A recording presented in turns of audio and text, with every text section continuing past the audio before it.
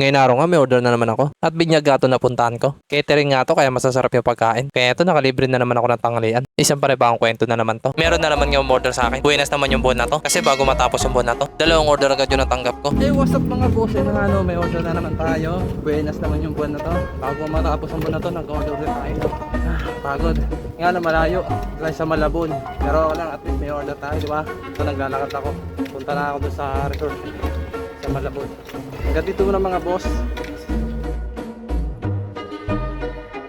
Makalipas ka na isang oras na paglalakad, nandito na nga ako sa Concepcion Malabon at dito nga banda sa Sunrise Ballroom. Malayo-layo nga to pero okay lang at least hindi na ako maglalako. Tinabi ko na nga yung cart ko dito at dito na nga lang daw ilagay. Hey, what's up mga boss? Nandito na nga tayo sa order. Ay yung kung saan ginanap yung event. Layo. May isang oras nga ako naglakad. Pagod. Pero sulit naman at least hindi na tayo maglalako. Pinapakain na tayo. Tara, go! Kain na tayo. Pinapasok na ako ni Bossing sa loob at sabi nga kumain muna daw ako bago ako mabigay ng sorbetes at pagpasok ko nga dito, anday pala nilang bisita. Eto bigla ako naiya kaya lumabas muna ako. Ano ba yung vlogger ako tas naiya pa ako. Diba, boss, lumabas muna ako. Alam nyo na, mahihain talaga ako eh. Personal eh. Ang daming tao. Nakita nyo naman diba.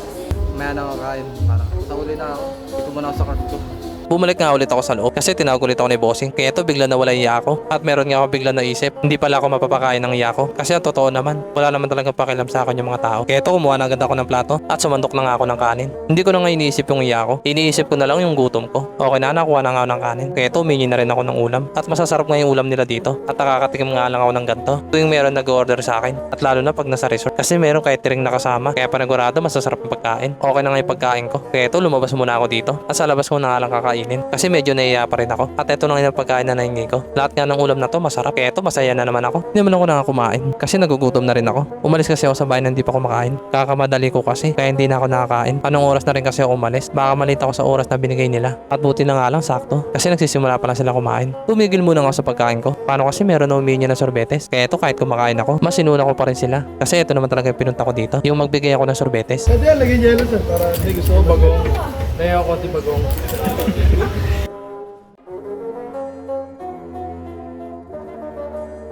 Wala na nga humihingi. Kaya ito sinara ko na yung cart ko. At sinilip ko nga yung sorbetes ko. At ito nga kunti lang yung nabawas. Pero okay lang yan, marami pa naman humihingi. Bumalik na nga ulit ako sa kinakain ko. At nagmamadali na nga ako kumain. Kasi baka mamaya meron na naman humingi. At syempre masuunahin ko sila kaysa sa kinakain ko. Natapos na ako sa kinakain ko. Kaya ito may lakas na ako para magtakal na ulit ng sorbetes.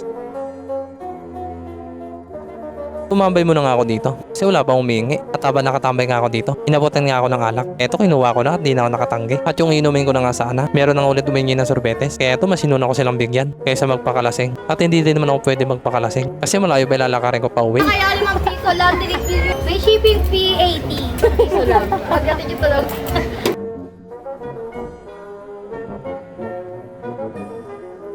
At makalipas nga ng mga ilang oras na pagtatakal ko ng sorbetes at sa wakas nga naubos na kaya ito makakauwi na ako kasi natapos na yung trabaho ko dito kaya sinimulan ko na alisin dito yung cart ko at lumabas na nga dito sa resort at buti na nga lang naubos agad at hindi na nga ako inabot ng gabi. Hey, what's up mga boss? Ay pauwi na tayo no. Nga inabot din tayo ng mga doon, mga 5 oras. Pero okay na yun. At malayo-layo nga ito no, dito sa Malabon no. Halos isang oras nga ako naglalakad. Pero at least naka-order tayo. Naka-order na naman tayo. Sana sunod-sunod na to mga bossing. Bago nga pala lahat, thank you nga pala kay bossing. Nag-order pati kay mami. Thank sa inyo. Sa anak nyo nga no, happy birthday. Hindi ko birthday yata o binyag yun. Ayun basta. Happy birthday and happy Christian yun.